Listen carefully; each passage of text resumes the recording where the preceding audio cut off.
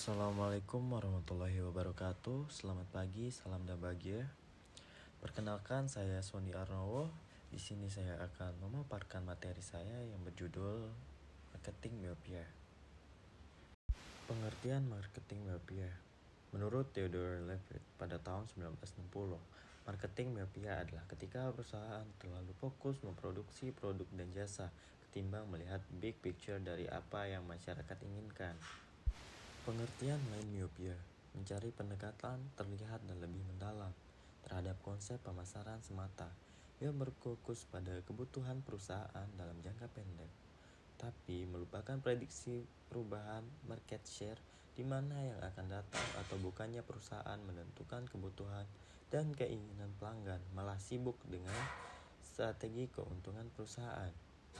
Perusahaan egois seperti itu gagal untuk melihat dan menyesuaikan diri dengan perubahan yang cepat di pasar dan berakibat mereka sebelumnya eminence, goyah, jatuh, dan menghilang.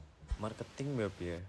Myopia marketing juga mungkin terjadi saat bisnis terlalu berfokus pada strategi periklanan, berkembang untuk target pasar yang salah satu kelompok segmen demografis yang sangat luas. Konsumen di pasar ekonomi biasanya melihat strategi periklanan unik dengan membangun persepsi mereka di atas budaya, ras, usia, atau pendapat pribadi lainnya. Perusahaan yang gagal untuk memahami persepsi konsumen saat mengiklankan barang dan jasanya biasanya tidak dapat memahami myopia pemasaran.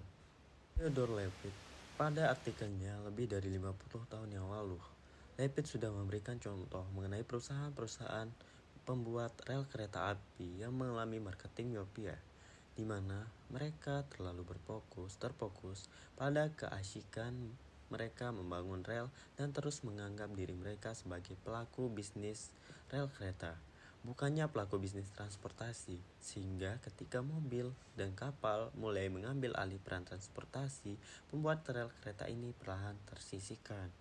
Contoh lain marketing myopia. 1. Perusahaan taksi yang dominasinya mulai digeser oleh fenomena angkutan online.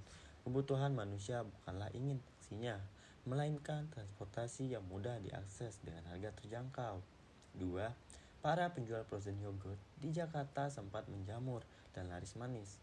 Namun ketika mereka terfokus pada produk frozen yogurt yang mereka jual dan pasar mulai jenuh, disitulah mereka mulai tersandung hingga akhirnya para pemain tersebut mulai berguguran.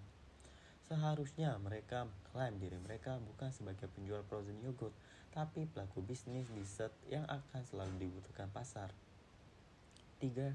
Para penjual frozen yogurt di Jakarta sempat menjamur dan laris manis, namun ketika mereka terfokus pada produk frozen yogurt yang mereka jual dan pasar mulai jenuh, dan disitulah mereka mulai tersandung hingga akhirnya para pemain tersebut mulai berguguran. Seharusnya mereka mengklaim diri mereka bukan sebagai penjual frozen yogurt, tapi pelaku bisnis dessert yang selalu dibutuhkan pasar. Terakhir, kesimpulan. Sesuai konsep marketing, hendaknya kita selalu ingat bahwa fokus kita adalah kebutuhan dan keinginan konsumen, bukan sekedar menjual produk yang laris saat ini.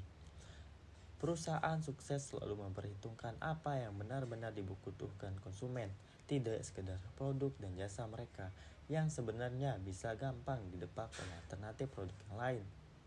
Marketing isn't all about selling, but also pursuing the future market needs. Jadi sekian materi dari saya. Assalamualaikum warahmatullahi wabarakatuh. Salam dan bahagia.